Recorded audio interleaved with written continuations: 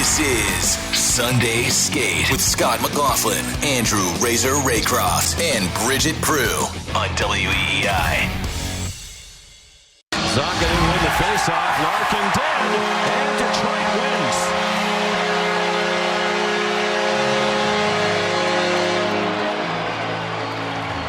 They need better goaltending. They got it tonight from Cam Talbot, who had lost his last 6 decisions. What a clutch win for the Red Wings. Welcome into Sunday Skate. A clutch win for the Red Wings. A clutch loss for your Boston Bruins. 2-1 Saturday night in Detroit. Bridget, I'm excited about the Boston Bruins. You know why? Yeah, I do. They are getting really close to a top 5 pick in the NHL draft.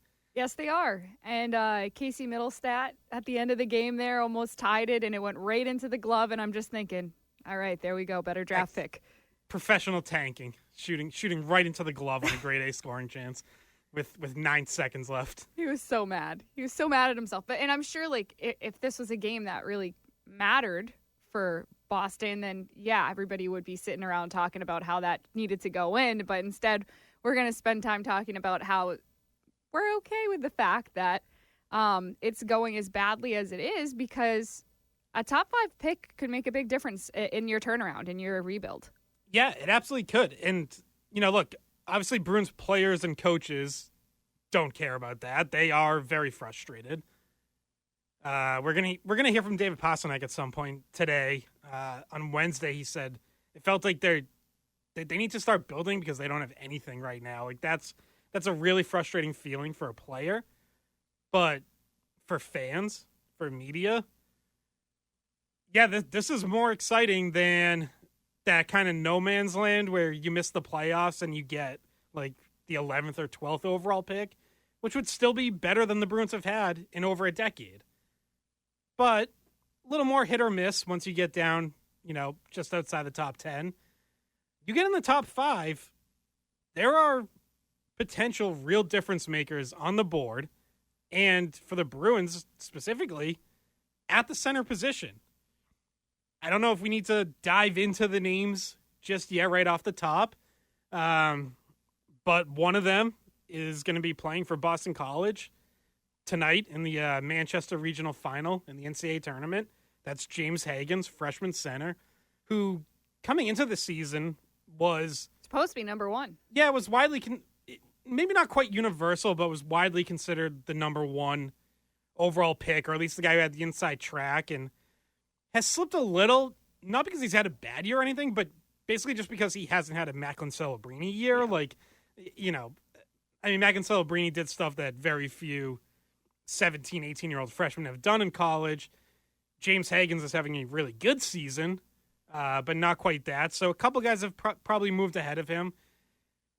That means he could potentially be there in the Bruins' range. Which, in the beginning of the year, we're talking a few months ago, or the beginning of the season, I should say, we're few months ago, and I was facetiously saying to Brian on our podcast that, tank for Hagens, like just jokingly, and the fact that they might actually be in the range where they could take him is kind of crazy. Yeah, and there's other plays. Like there's kind of a tier from 3 through 6, I think, in the NHL draft that's shaping up, and 3 of them are centers. Hagens is one, Anton Frundell, kid out of Sweden, and Caleb Desnoyers, who's playing for Moncton in the Quebec Major Junior League. They've been the best team in that league. He's in the playoffs right now. So, yeah, that's like potentially franchise-changing stuff. Obviously, those guys still have to develop and pan out, but that is actually something I find myself getting excited about, because even a couple of weeks ago, that didn't really seem to be in play. And now here they are. We wake up Sunday morning. The Bruins right now are tied for the 7th worst record in the NHL. They've lost 8 in a row, 0-7-1 in those 8 games. The offensive futility continues. They've now gone 10 games in a row with 25 or fewer shots on goal, which was already a franchise record. They continue to extend that. Since the NHL started recording shots in 1959-60, only 10 other teams have ever had a streak like this. 10 straight games, 25 or fewer. And the last one was the Edmonton Oilers in 2006. So it's been a while. Yeah. Bruins. Almost 20 years. Yeah, making the wrong kind of history, but this is why you have to think, like, this team can absolutely continue to lose a lot of their games down the stretch here. Well, and someone texted me the other day and said, do you think they should tank, or do you think that they should try to get in? And I texted them back, like, I don't think they really have a choice. I don't think that they have the team put together right now that can win. And at the time, there was 10 games left. I think they maybe win 3 of the last 10. And that's even maybe a little high.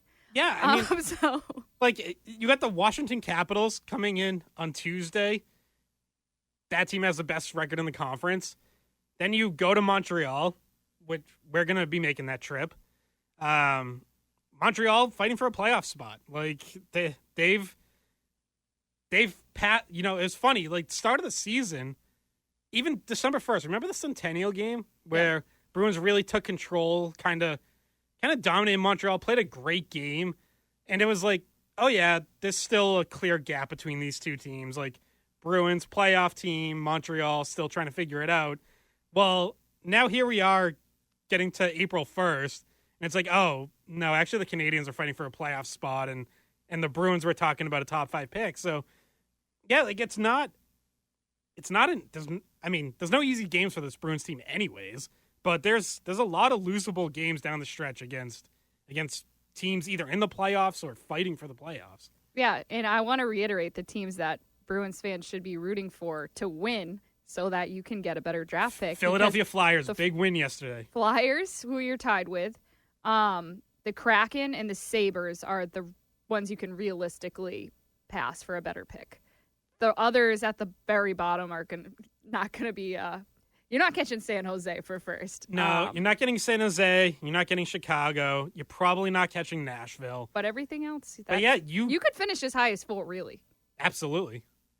And then if you're 4th, I believe the way the lottery works is you're just under a 10% chance of getting the first overall pick. So, like, there we go. We can talk about ping pong balls, like, you know. But yeah, like, you're tied with Pittsburgh right now. You've got head-to-head games with Pittsburgh and Buffalo down the stretch. Big. We thought there weren't going to be big games down the stretch. Those are big games, Bridget. Head-to-head with Buffalo and Pittsburgh. Very big, including our game in Montreal that we're going to head up to. But they've been on a 3-game losing streak. They need to pick it up right now. Yeah, there's still no one who wants that last wild card spot, it seems. I mean, definitely the Bruins don't, and they're now, what are they, 6 or 7 points back at this point? But yeah, like, Ottawa has pulled away for the first wild card spot.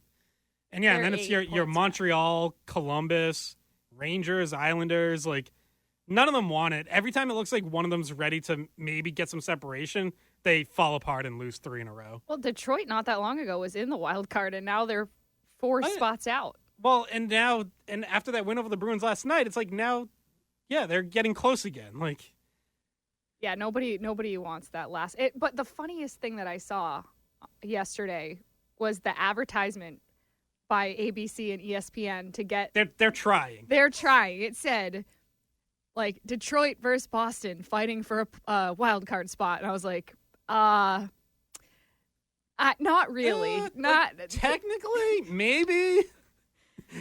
It was just funny. I was like, is that really what's happening? Because I don't think so. Yeah, at another point, they're like, can Boston make one last push? And it's like, I hope not. Even if they had won, I don't know if that's really a push, but no. Yeah.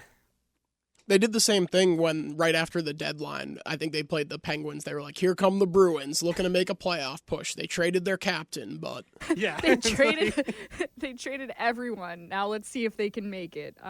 Yeah, it's rough. I mean, they're still playing without their 2 top defensemen, plus you traded Brandon Carlo, so you're 3 of your top 4 defensemen, and Nikita Zadorov is now the leader of your defense. He played pretty well yesterday. Yeah, and he was back after he missed Wednesday's game for family reasons. We'll get into some other stuff as it relates to Nikita Zadorov, because obviously we were on last week, and then it was after Sunday night's game in Los Angeles that you had the little brouhaha with Zadorov's comments post-game or non-comment when asked about Jeremy Swayman trying to fight, and Zadorov had to walk that back. So you had that whole thing that we'll get into. You mentioned McAvoy. He joined the team at the end of this road trip and started skating. He met with the media for the first time. We're going to play some of that, get into some of that. We've got some calls. Get some calls on the board. Yeah, we will definitely. We'll definitely get to some calls. We have a break coming up here in a couple minutes, so we'll probably wait till after the break. But I also like this text, which I texted you guys the other day, something similar, and nobody responded to me. So I finally get a chance to talk about it, and it has to do with potential coaches for next season. Yeah, that's definitely another topic we can put on the board. The Philadelphia Flyers fired John Tortorella, so he's out there. Anyone excited about that? And no. Well, yeah, no, I don't know if that's the best fit. I saw Jim Tortorella on Friday. His brother, John Tortorella's brother, who works for UNH, because they're hosting the Manchester Regional. So I walked by him and held my tongue not to say anything to him. You didn't just ask him, "Hey, does your brother want the Bruins job?" You don't know how much I wanted to say something to him about it, but I just kept walking. But yeah, no, it's another topic of conversation we can have, because there's also all of these other teams that are in the same situation as the Bruins, where Pittsburgh, the Flyers already fired Tortorella, but could Pittsburgh be another team to fire Mike Sullivan? Could Peter Laviolette come free, getting fired from the Rangers? Like, there's other coaches that are going to get axed by the end of the season or right after the season, and that's clearly what Boston was waiting for this whole time, with Montgomery being gone a long time ago, keeping Sacco as the interim. But I feel like it's pretty likely at this point that we see somebody else at the helm next season. Yeah, Cam Neely talked to Kevin Paul Dupont in the Boston Globe. That was some point during this road trip. It might have been the Anaheim game. And did say, like, he gave Sacco and the coaching staff credit, acknowledged it's been a tough situation for them, tough season. He said he liked how they've handled it. He, said all the right things. He said Sacco will be under consideration when they go through this coaching search, but yeah, it feels like it's going to have to be someone else. I mean, it's tough, right? Like, I like Joe Sacco personally. This was not a great situation to be dropped into. No, the hand that he got was not very fair. No. But, like, isn't this this is a situation where more has to change, right? Like, you started it at the trade deadline. Big changes there in terms of players out. Now the offseason, I think that's when changes have to come to the coaching staff. Players in, obviously. An exciting draft pick to make. All that's on the table. Sunday Skate, give us a call or text us, 617-779-7937. Andrew Raycroft, by the way, is on college hockey duty down in Bristol, Connecticut, so that's why he's not just protesting silently because the Bruins have lost 8 in a row. Yeah, he just doesn't want to talk about it. Hopefully he calls us at some point. I wanted to talk about a few goalie things and some college hockey and the Bruins too, but had some goalie questions for him this week. We got to get him. I think he's sleeping in or something.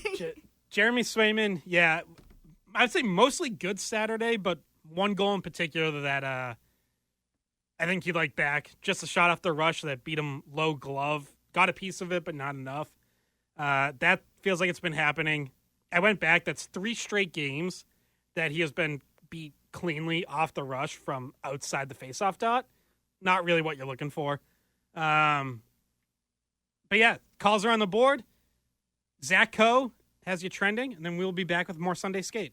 Well, we have 9 games left, and we have to leave it all out there, and it doesn't seem like being the case the last couple of games.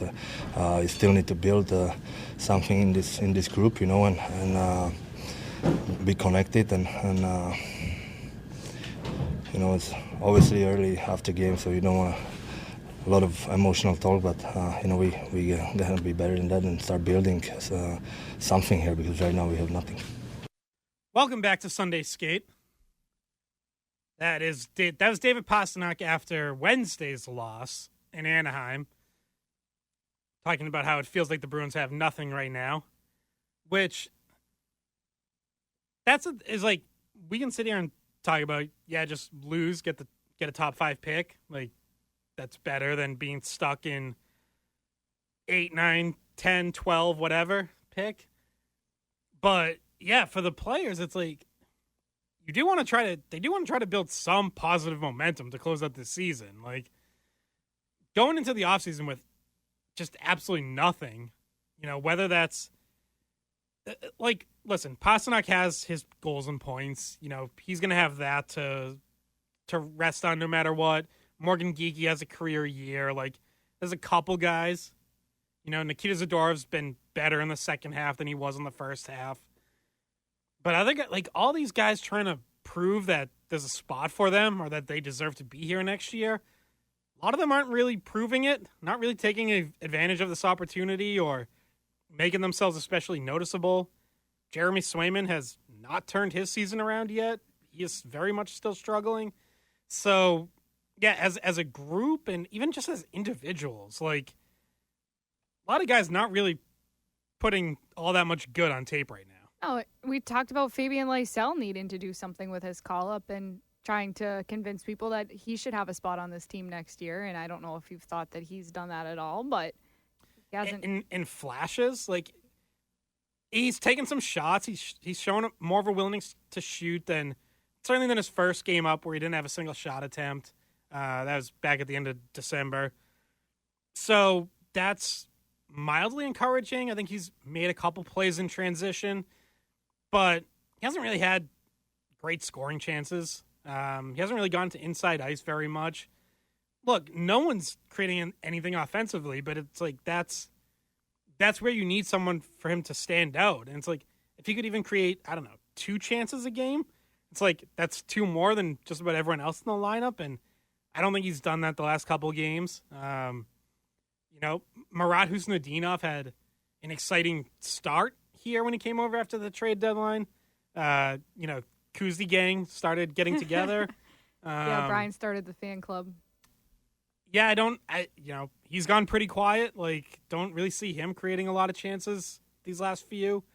So, yeah, those are the guys you look at where it's like, okay, you're down to 8 games left now. Like, are you going to do something to show that you should be sticking around, to show that you should be part of the team next year? Or are you just going to kind of go quietly and bank on a great training camp? Is that the plan? Yeah, it's tough for Lysell. I mean, he doesn't have a single point yet. So, I mean, the team hasn't been scoring in general, but you'd think, now that he's 5 games in, or six games total in, but 5 games in to his NHL career, he's supposed to be a producer for you. And obviously, even if he was having these great performances where he was getting really great high danger chances, you still at the end of the day look at the score sheet and he's not on it. So that definitely hurts, and it's something he has to work on the rest of the way, because we think he'll be up for probably a good chunk of these last few games. We see Kastelic is not around anymore, so that spot is open.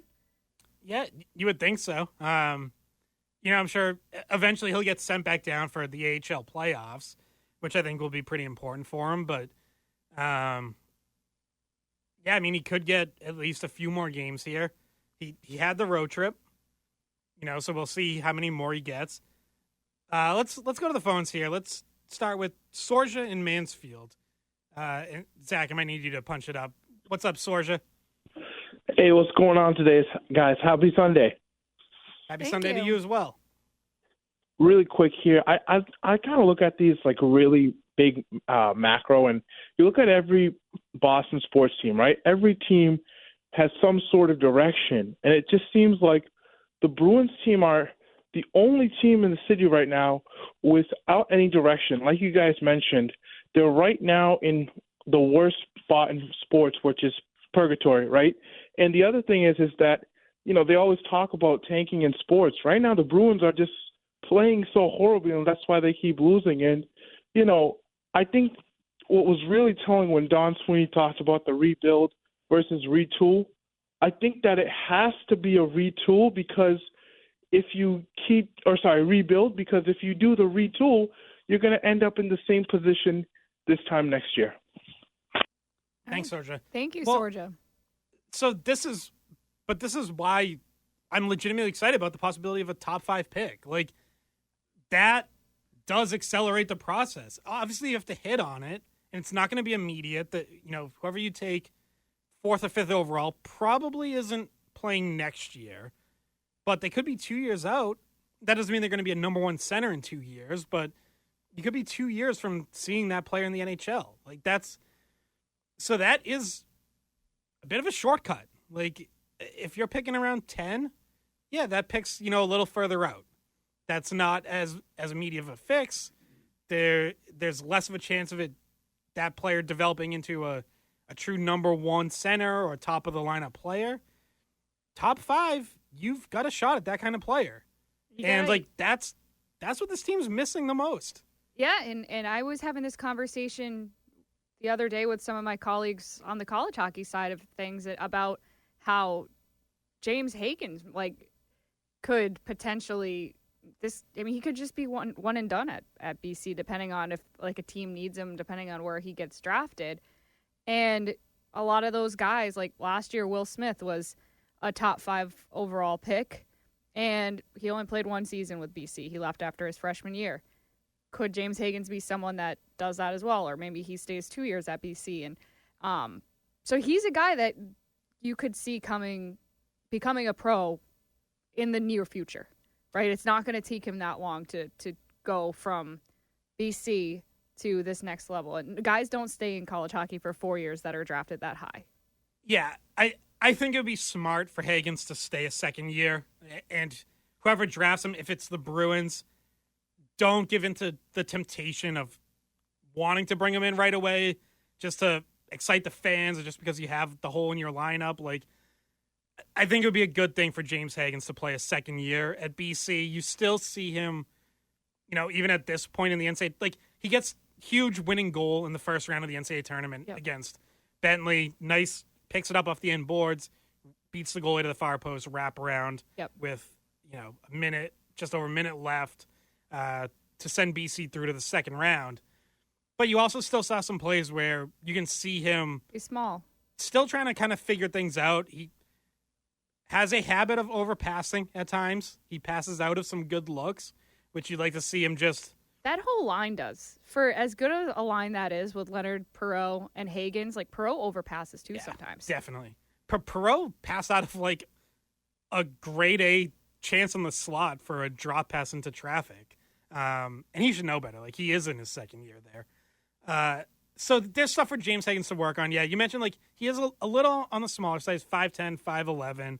So physically, there's also development that can happen. And yeah, he's needs to put some weight on for sure. And he's only 18 years old, so there's part of college development is getting stronger and getting bigger, putting weight on. But what you really like, and if you watch BC Denver tonight, up in Manchester, 7:00 on ESPN2, I think that game's on. I know you can also hear it on AM 850 on WEI on the radio. But he's a great skater. He's really dynamic with the puck on his stick. He makes plays at high speed. He's a very good playmaker. And I think while he can get stronger, he will mix it up and get into battles probably more than he gets credit for. You'll see him in the corners. You'll see him digging. You'll see him kind of not take crap when guys go out at him. So I like a lot about James Hagens in this. There's kind of been this notion that, okay, because he's not going to go first overall anymore, that he's slipping or that it's a disappointing year somehow. And I just don't really buy that. Again, if the standard is, are you Macklin Celebrini? Well, okay, then I guess it's disappointing. But great. Matt Celebrini having an awesome rookie season as an 18-year-old in the NHL. Like that can't be the expectation for everyone. So yeah, set your sights a little lower than that. But it's interesting because the draft, like, there's a bunch of different ranking systems and different people who put out their rankings for what they think a guy's going to go, and he was by a lot of those websites put number one at the beginning of the season. Right now, what it looks like is anywhere between 2 and 6 is kind of where different sites have him ranked. So, I mean, that gives them, the Bruins, a legitimate chance at potentially getting James Higgins if they somehow get up into that top 5 and maybe get a lucky bounce of a ping pong ball at some point, if you can even call it a bounce. Or what do you even call that? I think they bounce. Okay. Don't they? Or I don't know. They kind of like float around. We'll call it a bounce because we don't have a better word. But yeah, you could get a little bit lucky, move up a little higher because it's not a reverse order draft. It's a lottery. So could happen. Yeah. Realistically, like, he's probably third at best because I think Matthew Schaefer, a defenseman, is generally considered first overall pick. And then right behind him is Michael Misa, who has kind of separated among the group of forwards, who's also a center who would really be a prize for the Bruins. But again, you would have to get the bounces to get into the top 2. Let's go to Maria from Watertown here. Good morning, Maria. Hey, good morning, Scott. Good morning, Bridget. How do you think Good morning. How do you think David Pastrnak feels about watching Brad Marchand set up the game-winning goal in a Florida Panthers jersey on Friday night? Probably like the rest of us felt watching that, which leads me to my question of... Game-winning assist to Sam Bennett, by the way, is the one he set up. So just to add to it even more. Yeah, to stick the knife even a little bit deeper into our backs. And, Jim Montgomery referred and used the word at the start of the season, malaise. And unfortunately, that malaise seems to have carried forward throughout the entirety of the season and is now permeating its way into our front office. And I wanted to ask you about Cam Neely's comments when he sat down with the Kevin Paul DuPont, because it seems to me that he's either talking out of both sides of his mouth or he thinks that we as seasoned Bruins fans are not paying attention. How can you say you initially used the word retool? Okay, that's what he said. Then you go out and do what you did at the trade line, and I was fine with it until you get to the Marchand trade, which you get nothing in return for, nothing of significance and value right now to help your team. And you're giving us a rebuild look, but now you're saying everything is on the table? Which is it? What is going on here? If everything is on the table, that to me means you're rebuilding. Am I crazy? No, you're not crazy, Maria. Thanks for the call. So the way I kind of took Neely's comments is I almost felt like I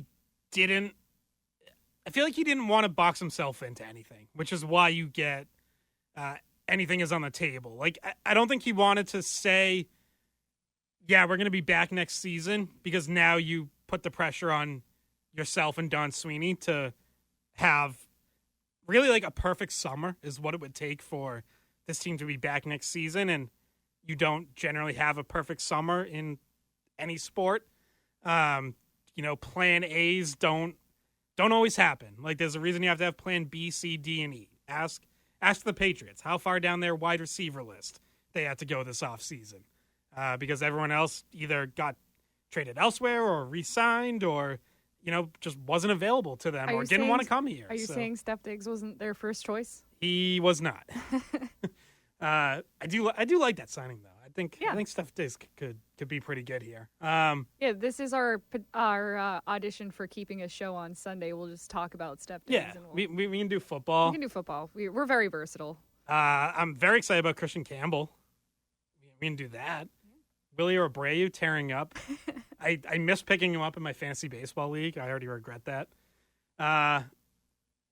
No, but yeah, on Neely's comments and the Bruins, like, so he doesn't want to say that because he doesn't want to box them into needing to turn it around in one off season. And he also doesn't want to, if it is going to be a longer term thing, he doesn't want to say that either because they don't think this fan base will go along with it. Now, I know some fans will. We hear from them. People say, I would be patient. I would be okay with going down for a few years and getting multiple, top 10 picks and, come back in 3, 4, 5 years if it takes that. But those are the diehard fans who aren't going anywhere no matter what. Those are the ones who were showing up to a half-empty building in 2006, like senior in high school me was. But that is not the majority of the fan base. That is not the casuals. That is not the people who keep the Gardens sold out every game. And they have to account for that portion of the fan base, and they don't want to tell them, like, yeah, check back in 3 or 4 years. No, like, they want people to have hope for next year because it's really bleak right now. We see it. We're watching these games. They're not good. They're extremely unentertaining. It's a lot of bad hockey. Like, you'll lose people. People are already tuning out on this season. If you start next year similarly, you're going to lose more people. Yeah, we've already seen it, and we've heard from our own circles of friends or fans that we know, and people have. People that listen to this show haven't. Thank you guys. And people that support the podcast also, like, those are the diehard fans that we're hearing from. But certainly, when you don't have guys wearing the jerseys that we still see a bunch of Marchand jerseys that he's not there, so he's somebody that was bringing people into the building. There were Carlo fans, there were Coyle fans. Those were guys that were bringing people into the building. How about Brandon Carlo getting into his first fight in 2 years? Yeah, he's night. not a fighter, that guy. No, but that was a decent tilt. He actually did pretty well in that fight last night. Yeah, I felt bad for him because I just know that it's not like his game at all, but he thought he had to do it, and he did hold his own, but... And that they were laughing about it in the penalty box. They were, like, staring at each other and just laughing. What just happened? Yeah, it was like a friendly laugh. It wasn't like the mean, like, I'm laughing to mock you type thing. It was like, hey, that was pretty fun, right? Yeah, what did we just do here? Yeah, he's not that kind of guy, but he was a guy that people liked. He's a likable guy. There were a lot of Trent Frederick fans too. We used to see a good amount of Frederick jerseys in the stands, and now we basically, of the active players, just see Swayman because McAvoy's still hurt. So if you're a McAvoy fan, you're coming and you're not going to get to see him. We're not sure if he's coming back at all this season, just based on at the moment where his progress is, because he said he's not taking contact still. He's wearing the red not contact jersey. Even though he's joined the team, he still doesn't seem to be very close to coming back. Yeah, I think McAvoy's a good place to start next segment. We do have to catch a break here. Give us a call or text us, 617-779-7937. We'll be back with more Sunday Skate after this. Yeah, I mean, look, that'll be something, that myself and Pasta and the remaining leaders here will have discussions about. And to be honest, I haven't crossed paths with anybody since I've been hurt. These guys are in the thick of it. They're in the battle, and I'm just trying to get myself healthy. So it's tough to not be in the fight. It's tough to lead from the sidelines when you're not within the group and you're not, there. But welcome back to Sunday Skate. That was Charlie McAvoy talking to reporters on the road this week after getting back on the ice with his teammates for the first time since suffering that shoulder injury and then a scary infection at Four Nations back in February. Wouldn't really comment on the treatment that he got with Team USA. Yeah, he stayed away from that. Yep. He basically said you'd have to ask the Bruins, like because he was asked, about the reports that the Bruins were unhappy with the treatment he got, which seemed pretty obvious from the statements they put out. But Those statements were overly detailed.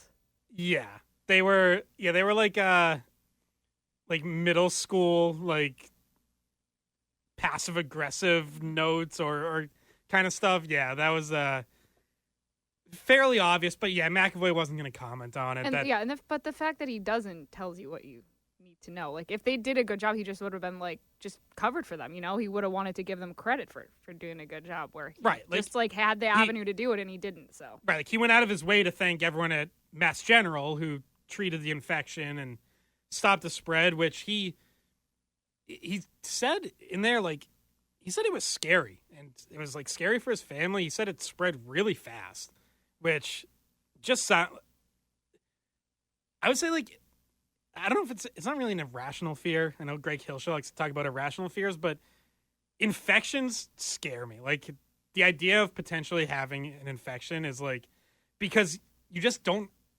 There's not really much you can do about it. You just have to get treated in time. No. And I told you, I don't think I mentioned it on the show. My dad had the exact same thing happen to him this year in October. And we for a very long time couldn't figure out what was wrong. And it took an infectious disease doctor to go do, an exploratory surgery in his shoulder to find out what it was and how to treat it. And he was having all sorts of weird symptoms, crazy, fever, and, blood sugar was all out of whack. And it is scary because especially when you don't know what it is. Yeah. So Matt, what you heard there too is McAvoy talking about him and Pastrnak now stepping up as leaders of this. And we heard from Pastrnak at the beginning of our previous segment saying, it feels like they don't have anything to build off right now. And that very much feels like a process that, quite frankly, hasn't even really started yet. Because as McAvoy said, he hasn't been around. He's just been trying to get healthy. The team's been on the road a lot since the trade deadline. He wasn't with them. He was always back in Brighton getting his treatment there. And it's just hard. It's hard to lead when you're not there. Well, yeah, the fact that he said, I haven't crossed paths with anyone tells you how it's not just that he hasn't been practicing. It's that he just hasn't been in contact really with guys since, having to go through that situation with his treatments and not being able to be with the team really in any capacity until this past few days. Yeah, so those two, especially, it's they might just have to get to the end of the season and then they get together and they figure out what they want to do and what they want the Bruins to look like moving forward. Because obviously what Don Sweeney and the front office do is more important. McAvoy and Pastrnak can only do so much if the team around them is just really bad. So the front office has to start building a better team around them, have to bring in more support. They're going to need secondary leadership. So, I know, we're thinking about, the Bruins getting younger and kind of this next wave. And see, we've got some text about the future that I want to get to, certainly top of next hour. But front office is also going to have to bring in some veterans who can, help support McAvoy and Pastrnak leadership-wise. And then those guys have to figure out what they want to build in terms of just the room, the culture, the day-to-day, because I don't think it's going to be enough to just be we learned from Chara and Bergeron and Marchand, and we're just going to carry that forward. This is more of a true kind of turning of the page, starting of something new, and they're going to need to put their own touch on this and lead their way and figure out how to lead together, because it is going to be, more of a Chara Bergeron 1-1A type situation, regardless of which one of them has a C, or maybe neither of them has a C. Maybe there are teams that opt to not. Maybe they just start next season with both of them wearing A's still. But yeah, they're getting thrust into the spotlight now and into the thick of it, probably sooner than they anticipated. I don't think they were expecting Brad Marchand to get traded or to leave after the season. They probably thought there were a couple more years where Marchand would be captain, they'd be his alternates. But now it's on them. It's their team, and it's tough because that Band-Aid gets ripped off at the trade deadline, and for McAvoy in particular, like, he's not there, and he's just not part of that immediate response of, like, oh, crap, what do we do now? Yeah, and he has had to watch this 8-game losing streak unfold in front of his eyes. And he's had to watch a lot from the sidelines unfold, like the trade deadline, like not being able to help in that final stretch before the trade deadline where they were trying to convince Sweeney to be buyers rather than sellers, or just stand pat rather than the extreme sell where, they're losing some of their best friends. Yeah, there was another part where McAvoy said, like, I wish a lot of things had gone differently down the stretch here. And it's like, yeah, I'm sure that's personally and that's as a team. Because, right, that there was, like, a little bit of a dream there where, okay, McAvoy had come back from a previous injury. He had scored in back-to-back games. There were back-to-back Bruins wins. He goes to Four Nations. He plays great the first 2 games. And you're starting to think, okay, like, maybe if you get this McAvoy the rest of the way. And maybe Lindholm Marchand hadn't been ruled out for the rest of the season yet at that point either. So there was kind of like, hey, maybe they get their top D pair back and they can do something. Yeah, and, like, maybe Marchand's energized by Four Nations, and then it just all falls apart. McAvoy gets hurt. Hampus Lindholm gets ruled out for the rest of the year. Marchand gets hurt and then eventually traded. And, yeah, that clearly sealed their fate. Like, I don't think they were really going anywhere special this season anyways. I think that was already getting decided. But that killed any last little hope that they could have possibly clung on to. So we got to catch another break here. But hour 2 of Sunday Skate coming up. Call or text 617-779-7937. We'll be right back. Welcome back to Sunday Skate, hour 2. I'm Scott McLaughlin with Bridget Prue. Zach Coe behind the glass. Andrew Raycroft stuck down in Connecticut for college hockey duties on ESPN this weekend. I wanted to ask him about the Svedback, essentially own goal.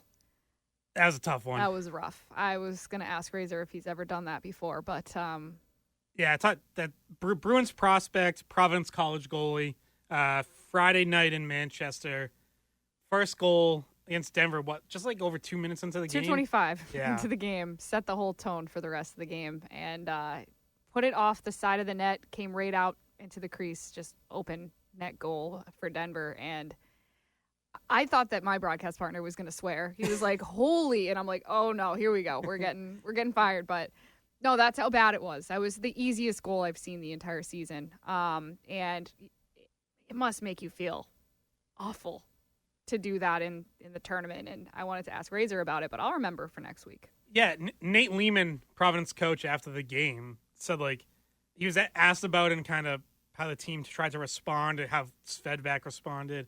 And he was like, yeah, he he hasn't done anything like that all season. And then, like, what do you say about it? Like, it happens in the biggest game of the year, and 2 minutes in, it, like, just crazy unfortunate play. But not to derail the segment by just bringing up a random goalie thing that happened, but there are some texts that we definitely want to get to here because you want to start with coaches or prospects?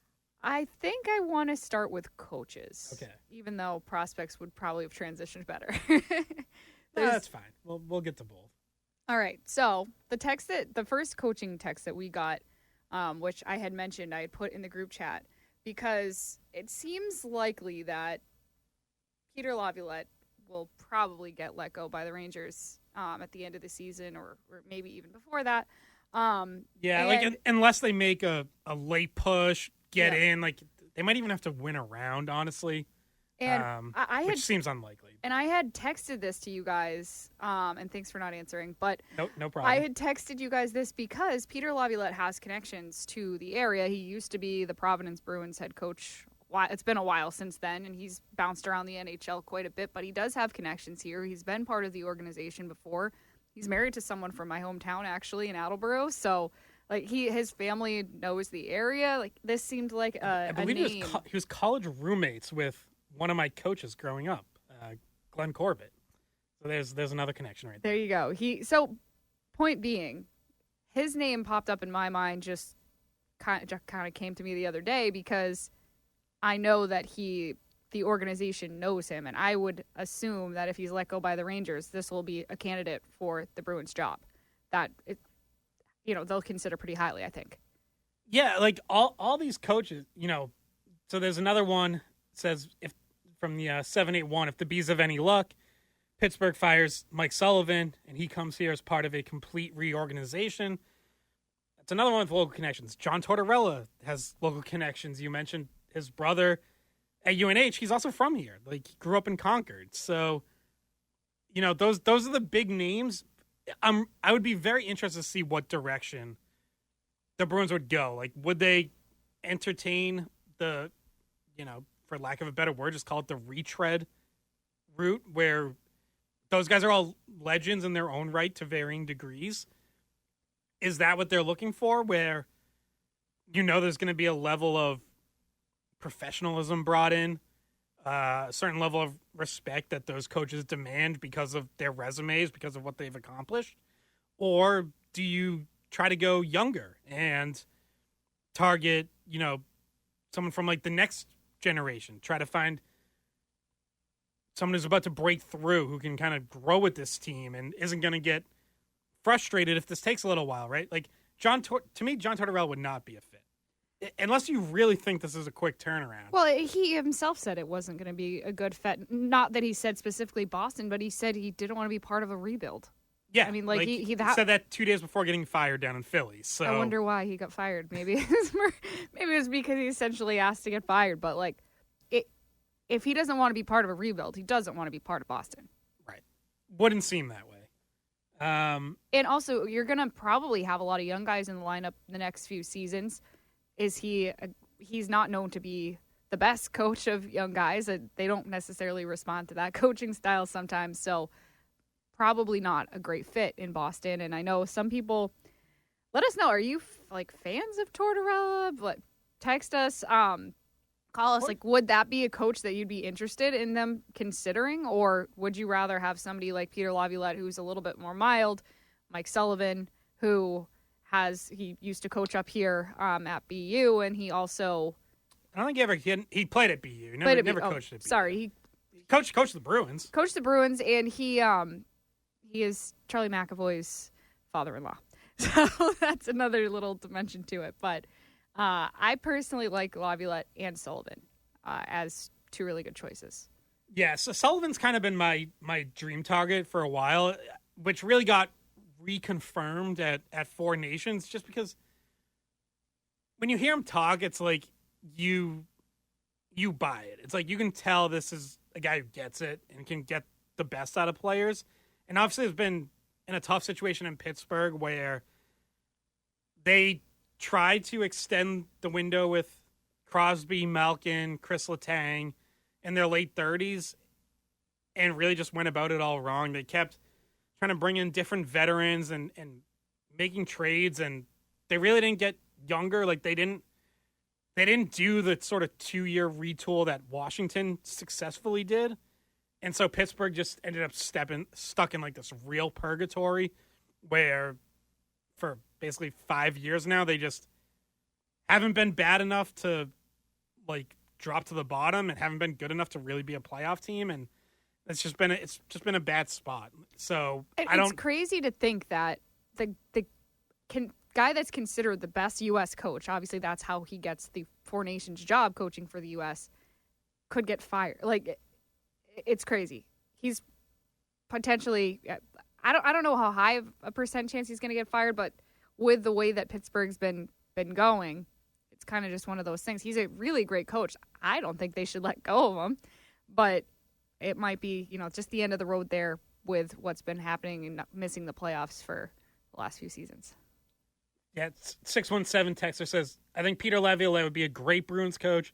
He has a history of training younger players, and that's what the Bruins are going to need in this transition. It is, of course, those guys are all going to have a say in it too. Like, would they want to come here? Or do they see it as, that's a little bit more of a project than I'm willing to take on at this point in my career? Like, are they going to be looking for, okay, who's actually closer to cup contention because I want to go chase another cup, before I ultimately hang it up and call it a career. So, but it's Boston. both of those It's guys Boston, have but- connections. It's a original six organization. It's if you believe in Don Sweeney and what the direction that he wants to head, then you probably want to be part of the, getting the Bruins back to the playoffs. Like even if it's kind of I a guess challenge. I'm saying like what if they don't believe in Don Sweeney or the organization? Like what if they like that looks like a 4 or 5 year project and I don't want to be a part of that. Like that would be understandable on their behalf. So that would open the door to, do you try to go younger? I mentioned on our podcast, the Skate podcast, that last cycle when the Bruins ultimately hired Jim Montgomery to replace Bruce Cassidy, they identified, sort of the hot, young, up-and-coming AHL coach. They interviewed Spencer Carberry, who at that time had no NHL head coaching experience. They didn't hire him. Ultimately, they went in a different direction, but Carberry gets hired the next year by the Capitals and is now going to be coach of the year this season. So they've been able to identify those guys too. And I think I know that there's maybe not anyone, we can speculate, try to throw some names out. But, that maybe doesn't grab as much attention, but I think that could be every bit as good an option for this organization where they are as the veteran, experienced guy like a Laviolette or a Sullivan. Like that door should absolutely be open to, whether it's someone from the college ranks, someone who's in the AHL, maybe a top young assistant on an NHL staff somewhere.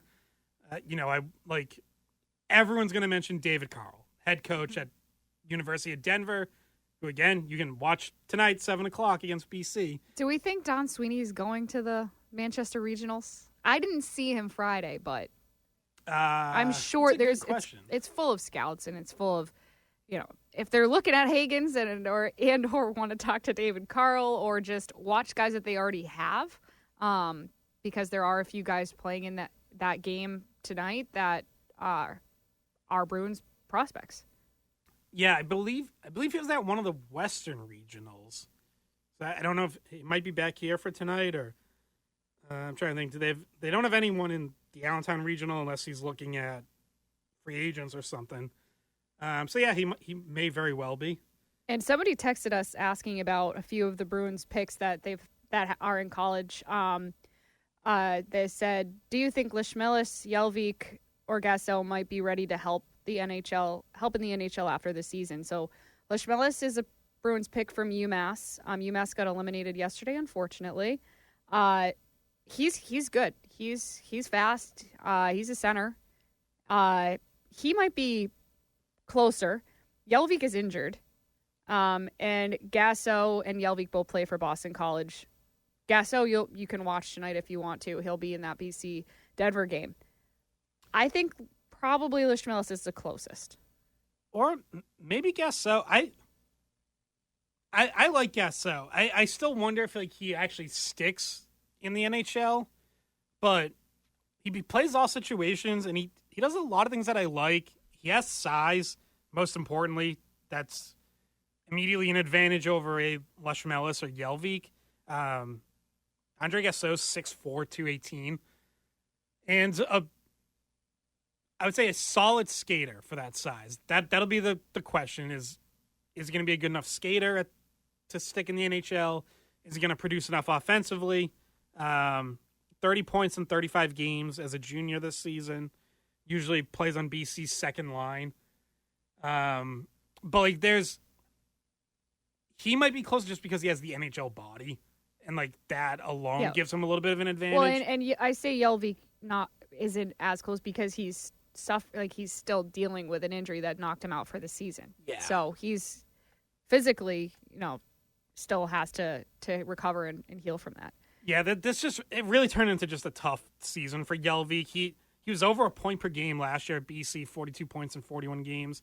Even before the injury this year, he only had 13 points in 23 games. So, yeah, I would say I would not expect Jelvik to help next year. And also to the point about potentially bringing in a college coach, and you name David Carl because he's won 2 national titles already in the last 3. Two World Junior gold medals. And he's young, And he's definitely an up-and-coming coach that will be in the game a long time, whether that means he stays in college or goes to the NHL. Remains to be seen. But the thing about trying to get a guy out of college is those jobs are pretty secure, whereas NHL jobs are not. So the money is obviously different. But a few of these coaches that have come up in, rumors like Nate Lehman and David Carl, like they're getting paid decent amounts with the colleges that they're at. They're not struggling to pay the bills. They're not. They're doing okay.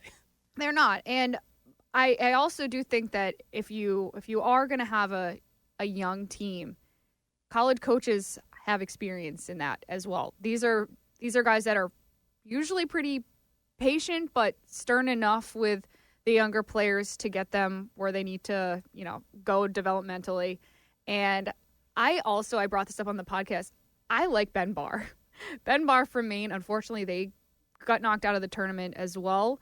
But Ben Barr from Maine is a great option. I think he's done a good job with helping Maine kind of in their little mini rebuild that they've been doing. They've gotten better since he has become their head coach, and he's pretty young as well. And I don't know, I just have a lot of respect for him, and I think he would be a good option as well. But he's just starting at Maine, and that's a comfortable job. It's not going to pay as much, but sometimes it's just about, enjoying your family and enjoying your job. And if you like it, you're not going to leave. Right. Like, I think David Carl probably stays at Denver. He absolutely has it made there.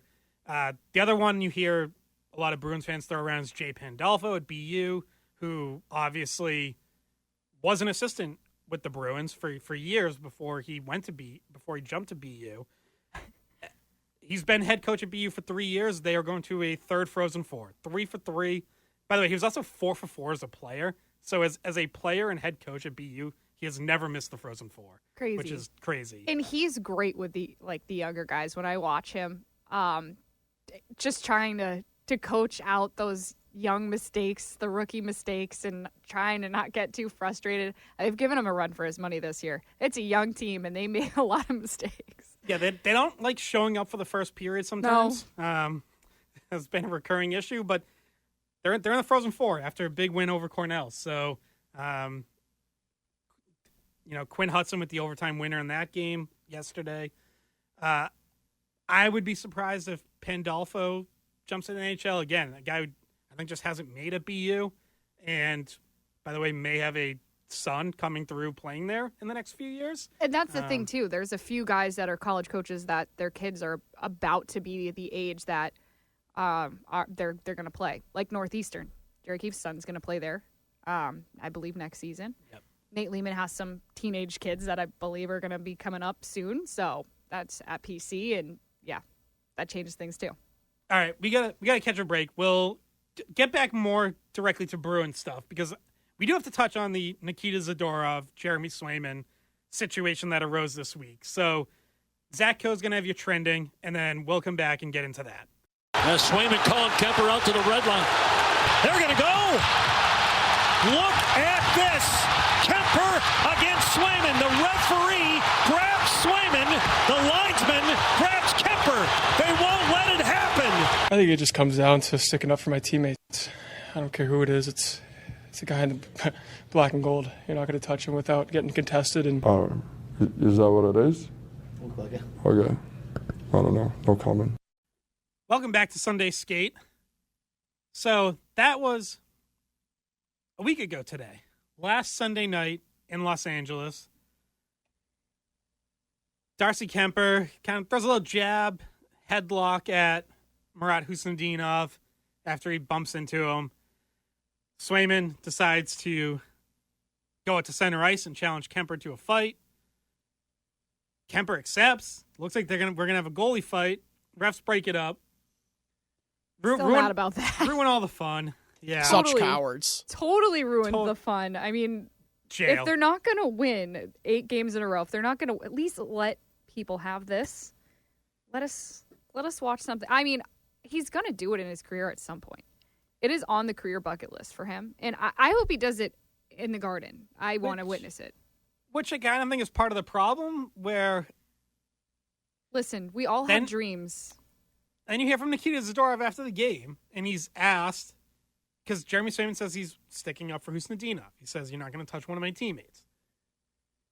Nikita Zadorov, who has also made a living of fighting, sticking up for teammates, is asked if he appreciates Swayman doing that. And as you heard there, responds, is that what it is? And then when he said that's what Flutishin's out of the Athletic says that's what it looked like, he gives a no comment, which was, I thought, very telling. Now, Nikita Zadorov did then meet with the media again on Tuesday and clarified / walked back his original comments. So I want to play those. So let's play that, Zach.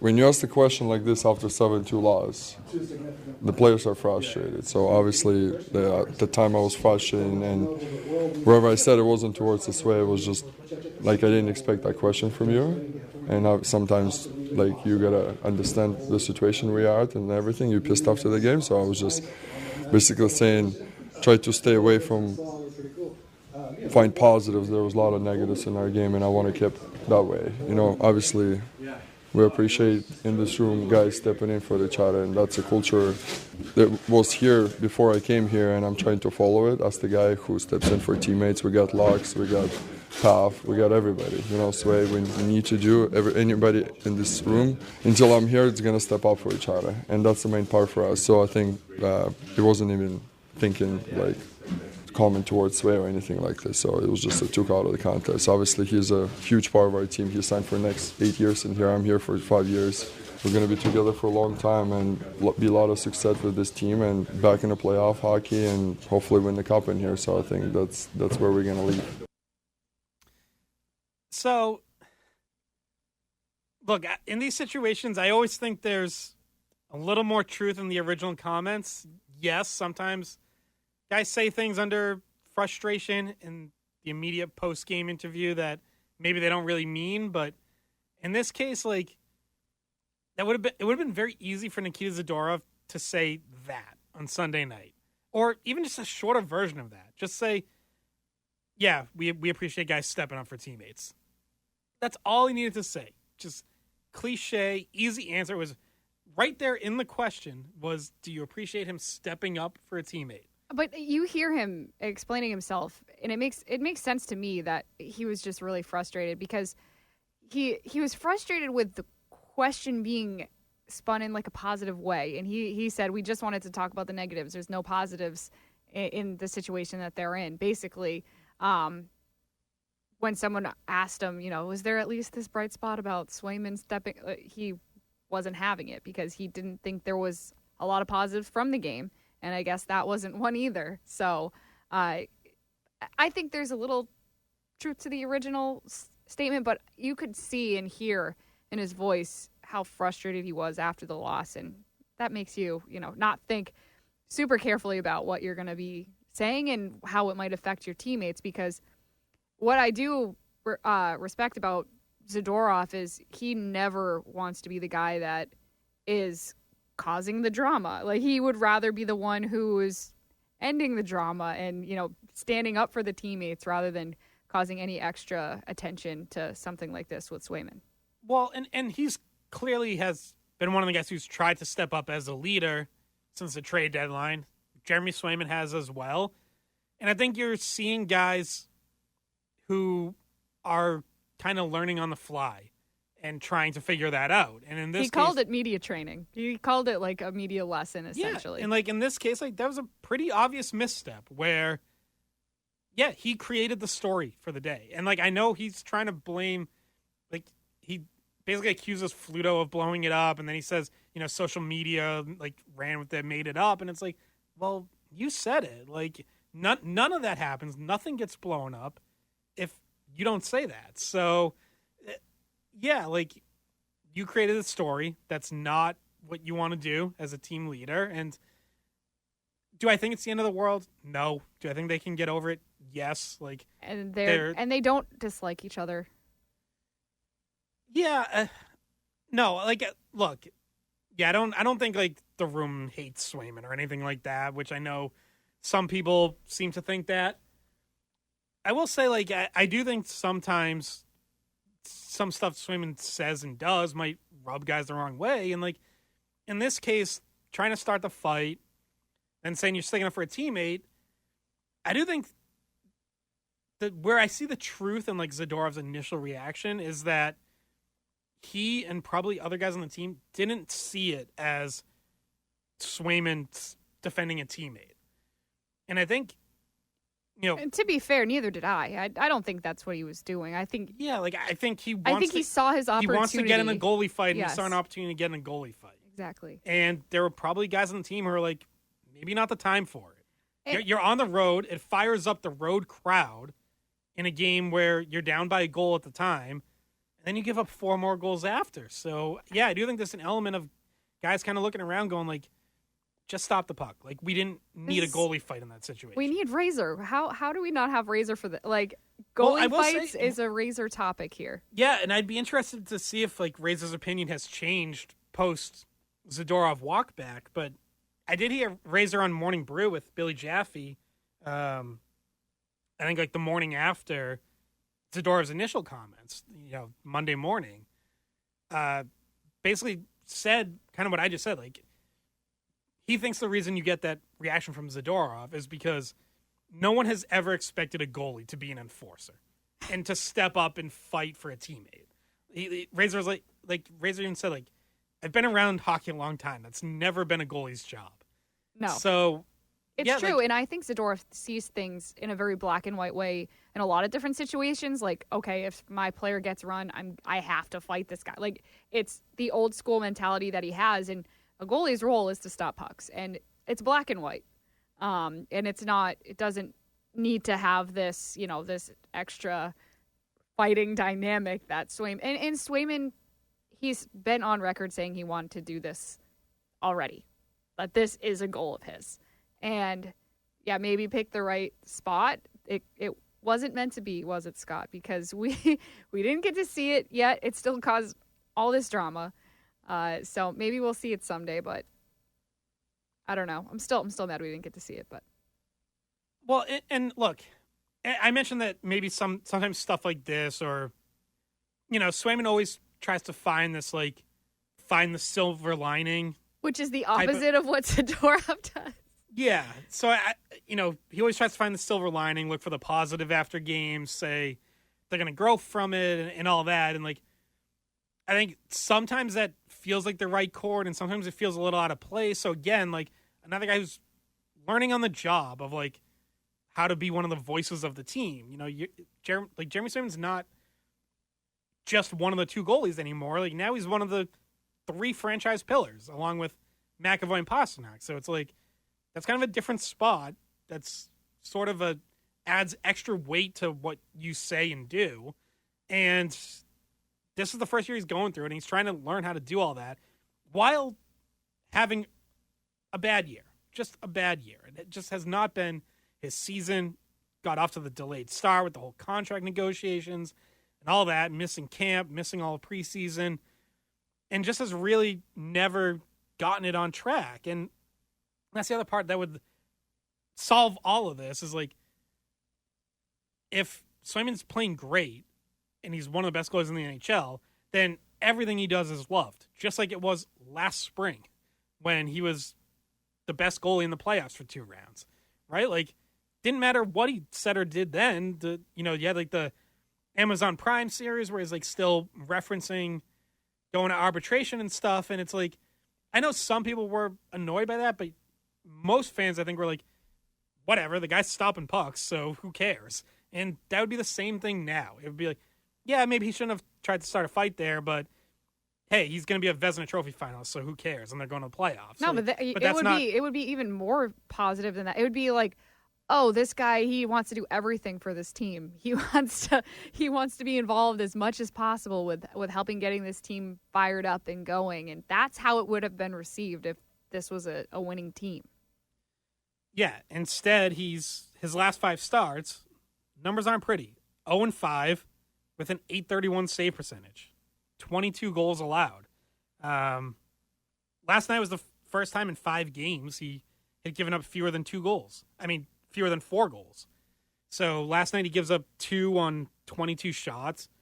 like I said, he did make some big saves as that game went on to keep it a 1-goal game. The first goal, unfortunately, you'd like a save there.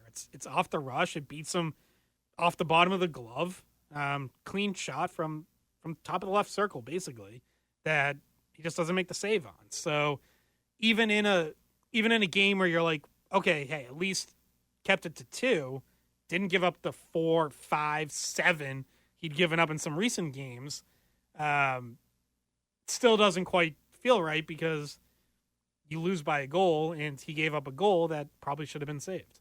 Yeah, the broadcast took an opportunity to kind of lay into Mason Lohrei for his mistake as well. Terrible turnover. Yeah, bad turnover. And they were not, they weren't giving him a way out for the, he's young. They're talking about his plus-minus numbers and how bad in the minus he is. And it's just, I thought it was interesting because we don't really hear that locally for obvious reasons. It's Nesson and it's, and we do talk about his mistakes, but they kind of went more in depth than the normal just saying, oh yeah, turnover, bad spot, bad time. But yeah, I felt a little bit bad for him in that moment.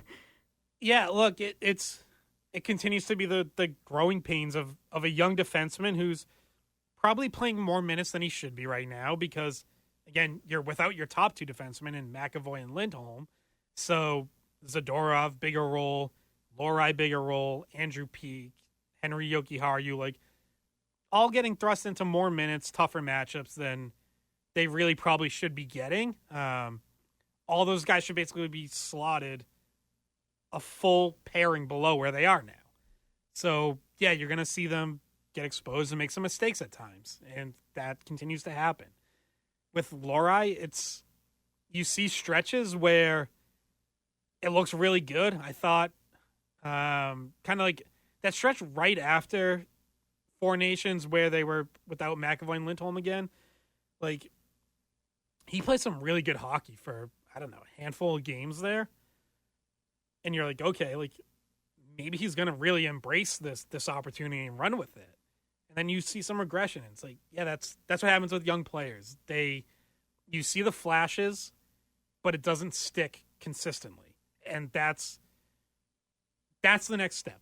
That's what's going to take Mason Lohrei from third pairing, offensive-minded defenseman who gets some power play time, but you have to live with some mistakes to, is this guy a legit top 4 defenseman on a team that can go somewhere? It's that consistency. It's doing it night in, night out. It's not having these steps back where the mistakes return. It's decision-making. For him, that's the big issue. It's not that he's strong enough to hold his ground. He does a lot of things really well, but sometimes the decisions, especially on the breakout, are not the right pass or not the right play to make. And you want to see him take advantage of some of that power play time when he gets it.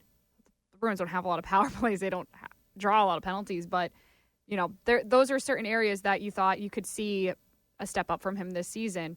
And he hasn't quite made the jump that I thought he would this year. I know in the beginning of the season, we all had our bold predictions, and mine had to do with Mason Lohrei being, having a huge season for Boston. And I still can see his potential, but the gear, he still has to find that next gear. Yeah, one of my bold predictions was that Lohrei would take over as quarterback of the top power play unit from McAvoy, which did happen. Injuries, part of it. So we won't mention some of my other bold predictions, Jeremy Swayman winning the Vezina Trophy. Don't get into that. No, and we got to catch our final break. So. I also said that Pasternak, Lindholm, Zacha was going to be a top 5 line in the league, and that was not what happened. No. Maybe if I had slotted Geeky in there, I would have been closer to right. But yeah. All right, we got to catch our final break. If you want to get one of the last words, call or text us 617-779-7937. We'll be back to wrap up Sunday Skate next. Welcome back to Sunday Skate. Scott McLaughlin here with Bridget Prue. We were talking about Jeremy Swayman last segment. We got a text from the 857. Everyone who rips Swayman never brings up the fact he has had a horrible defense in front of him all year. I mean, I think we've brought this up plenty, whether on here or podcast or me in written form in weei.com. Yeah, of course, the defense has not been good enough in front of him. But it's both. It's not an either-or thing. Like, neither one is picking up the other. Neither one has been good enough. So, absolutely, defense has been depleted without McAvoy and Hampus Lindholm. Too many mistakes. Poor rush defense has cropped up a lot this season. Losing guys in coverage, in zone, not cleaning out the front of the net. Yeah, all of that. Absolutely. And obviously, since the trade deadline, it's been even more depleted. Yeah, then you trade away Brandon Carlo, for sure. But there's really no way at this point you can argue that Swayman has been good despite that, or has picked them up, or has, stepped up. Like, he has not been good enough. And that, you can look at pretty much any metric will lay that out. Like, just if you use goal save above expected for one, which takes into account the quality of chances that you face, how many chances you face. 48 goalies this season have played at least 25 games. Money Puck has Jeremy Swayman 41st out of 48 in goals saved above expected. Like, even if you want to take issue with that formula or how they come up with that number or whatever, it's like there's still no way to argue that he's been anything approaching good. What's the or number? Good enough. What's the actual number? -8. So basically, a league average goalie would have stopped 8 more shots. Basically, 8 more of those. Yeah. Yes. Which doesn't sound like a lot, but like it is. Like that 8 goals is a lot over the course of a season. In 60 start, or just say 64, like that's 1 goal every 8 games. That adds up. So, and that's just to get back to being average. You're paying $8.25 million. The expectation is for him to be a lot better than average. So, yeah, like you look at like league leader, like Connor Hellebuyck's at like 30 goals saved above expected. Like there is a ton of upward movement there that has to happen. And Swayman has been up there before. Yes. Like he was really good last season. He was really good in the playoffs. So obviously this year he hasn't been able to do it as the true number one behind, yes, a shoddy defense. It's got to change next year. We've talked about this. Like, if it ends up just being 1 year of this big contract that's the down season, you can excuse that and be like, well, it was a down year for the whole team. Okay, he picked it up. You start next season slow, like that's where things start to get really dicey, because what you're banking on is that the clearing your mind over the summer and coming back for the full camp, the full preseason, having more of a normal season prep, you're banking on that turning it around. And hopefully that some of what you've gone through this season has informed you as a starter and has gotten you closer to what you need to be to play that type of workload, the larger workload, and get you where you mentally need to be. Can I tell you something I'm rooting for today? Well, it's not BU because they're not playing today. Is it against BC? It's not. It's not. Okay. No, but I won't do that. I'm covering the game, so I got to be impartial. Sure. I am. I'm a professional, Bridget. Yeah, sure. All right, what is it? I'm rooting for an Alex Ovechkin hat trick against the Buffalo Sabres. Okay. Alex Ovechkin is currently 5 goals from tying Wayne Gretzky, 6 from passing him. The Capitals are in Boston Tuesday night. They have 1 game between now and then against Buffalo today. I want Ovechkin to, at least in theory, be within striking distance. For a long time, he was on a pace that was putting him on the schedule. Like I did the math I was doing the math for a while. There was like about a month where it was like man, he's going to be there right around that April 1st game in Boston. And then he's slowed down just enough where it's probably not going to happen, that we're going to get a chance to see him either tie or break the record. As I said, he's 5 from tying. Most likely that's not happening by Tuesday night. But big game Sunday, that's what I want to see. Like, just give it a shot. Puts him within 2, if he gets the hat trick. So, well, I need another hat trick to pass, right? I just want to go into Tuesday night feeling like it could happen. Yeah, we want to see it. We like to see history. We'd like to see that. I mean, not that we're necessarily rooting for the Capitals to win, but it feels likely. What else are you going to be excited about watching with the Bruins Tuesday night? Yeah. No, that'd be cool to see at TD Garden. All right, that will do it for this week on Sunday Skate. We're back at 9 a.m. next week. Great college hockey day. End of the regionals coming up. You get UConn, Maine. I mean, not Maine. UConn, Penn State. Yep, no. Sorry, man. BC, Denver.